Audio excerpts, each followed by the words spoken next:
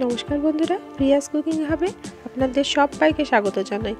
আজকে আমার রেসিপি হলো চিকেন ভর্তা, যেটা নান, রুটি, পরোটা যে কোনো কিছুর সাথে খেতে দুর্দান্ত লাগে। তো বন্ধুরা, একদম সহজ উপায়ে চিকেন ভর্তাটা দেখাবো। আপনারা একটা লাইক দিয়ে দেখা শুরু করুন। এখানে দেখুন, একটা কড়াইয়ের মধ্যে আমি জল দিয়ে দিচ্ছি। এখানে হাফ লিটার জল দিয়েছি।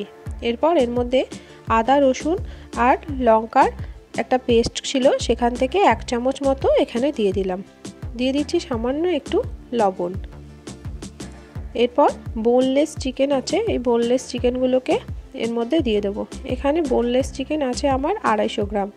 250 গ্রামের একটু বেশিও হতে পারে। তো এখানে এটা দিয়ে দিলাম। এখানে দিয়ে এটাকে সেদ্ধ করে নেব। তো চলুন আর কি লাগছে এটাতে দেখে নিন। এখানে একটা বড় সাইজের টমেটো বাটা আছে, আদা, রসুন আর লঙ্কা বাটা, আর এখানে আছে কাজু আর চালমগজ পেস্ট। এখানে ক্যাপসিকাম, কাঁচা লঙ্কা, 2টো বড় সাইজের পেঁয়াজ কুচি, একটা সেদ্ধ করা ডিম। তো আমি একবার দেখে নিচ্ছি চিকেনগুলো সেদ্ধ হয়ে গেছে কিনা। 10 মিনিট মতো হাই ফ্লেমে আমি এটাকে ফুটিয়ে নিয়েছি চিকেনটাকে। যেহেতু বোনলেস চিকেন আছে তাড়াতাড়ি সেদ্ধ হয়ে যাবে। তো চিকেনগুলো কিন্তু সেদ্ধ হয়ে গেছে। এবার আমি গ্যাসটা বন্ধ করে দিলাম। এবার যে চিকেন স্টকটা আছে, মানে চিকেন সেদ্ধ জলটা, সেটাও কিন্তু আমি ফেলবো না, ওটাও আমার লাগবে রান্নাতে।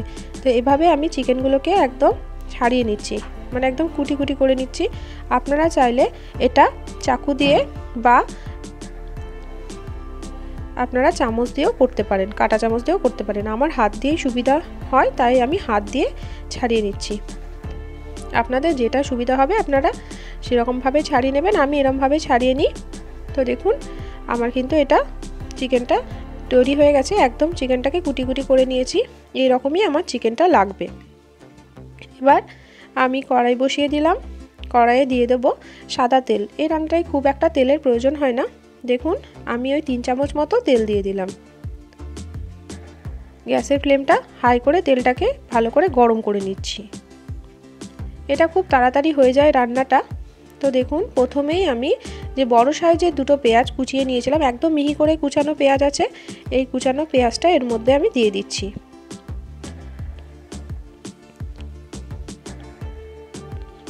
আর বন্ধুরা, যারা আমার চ্যানেলে নতুন এসেছেন, আমার রেসিপিগুলো যদি ভালো লেগে থাকে প্লিজ আমার চ্যানেলটিকে সাবস্ক্রাইব করে পাশে থাকবেন। আর পাশে থাকা বেল বাটনটাকে প্রেস করে রাখবেন, যাতে নিত্য নতুন কোনো রেসিপি দিলে আপনাদের কাছে সবার আগে নোটিফিকেশান পৌঁছে যায়। আর আপনারা ভিডিওটা প্লিজ ফুল ওয়াচ করবেন। ভিডিওটা কেটে কেটে দেখবেন না বা স্কিপ করে দেবেন না, তাহলে বুঝতে পারবেন না যে আমি কিভাবে রান্নাটা বানাচ্ছি। তো দেখুন, এখানে পেঁয়াজটা অনেকটাই ভাজা ভাজা হয়ে গেছে। এবার আমি ক্যাপসিকামটা দিয়ে দিচ্ছি। ক্যাপসিকাম কুচিটাকে দিয়েও ভালো করে নাড়াচাড়া করে নেব। আপনারা চাইলে ক্যাপসিকাম নাও দিতে পারেন। এরপর যে আদা, রসুন আর কাঁচা লঙ্কার পেস্ট ছিল, সেটা আমি এখানে দিয়ে দিচ্ছি 2 চামচ। আদা, রসুন আর কাঁচা লঙ্কা একসঙ্গে আমি বেটে নিয়েছি। এরপর এটাকেও ভালো করে ভাজা ভাজা করে নিতে হবে। এরপর দিয়ে দিচ্ছি পরিমাণ মতো হলুদ গুঁড়ো, সামান্য একটু লবণ। যে রান্নাতে যেমন লবণ লাগবে, মাংসটা সেদ্ধ করার সময় কিন্তু আমি লবণ দিয়েছিলাম, সেই অনুপাতে আপনারা যেমন লাগবে সেরকমভাবেই কিন্তু দেবেন।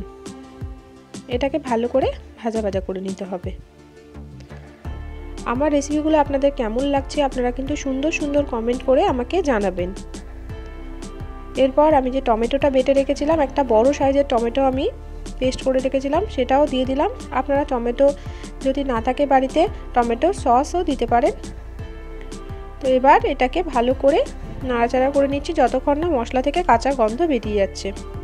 এরপর দিয়ে দিচ্ছি এখানে লঙ্কার গুঁড়ো। যতটা আপনারা ঝাল খেতে পছন্দ করেন ততটা লঙ্কা দেবেন। আমি অল্প একটু দিলাম লঙ্কার গুঁড়ো।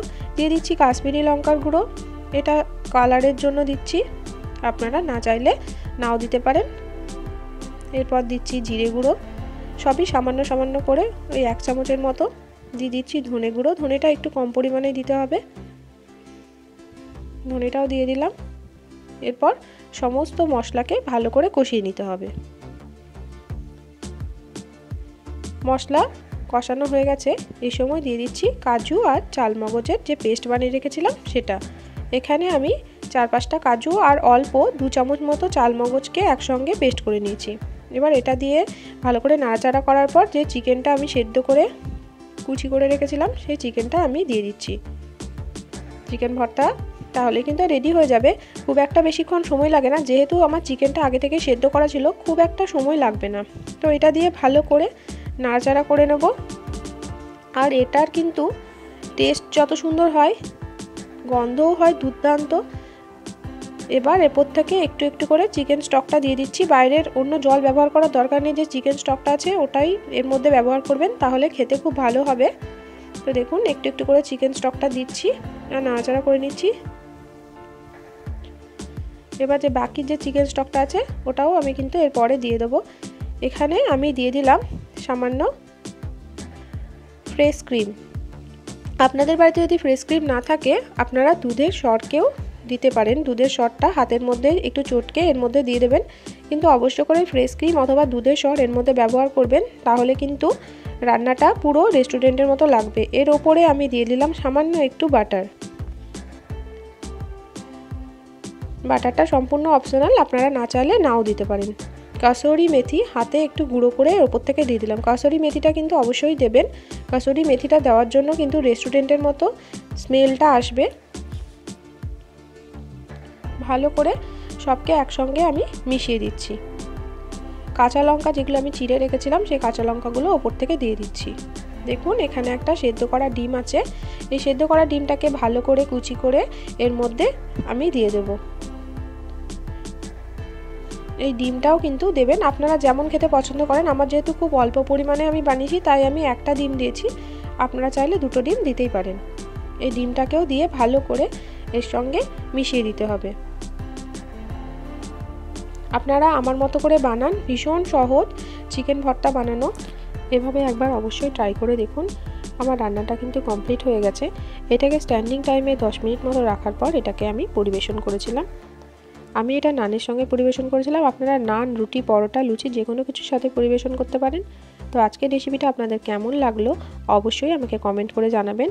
আর আমার চ্যানেলটিতে যারা এখনও পর্যন্ত সাবস্ক্রাইব করেননি অবশ্যই আমার চ্যানেলটিকে সাবস্ক্রাইব করে নেওয়ার অনুরোধ রইল আপনাদের কাছে।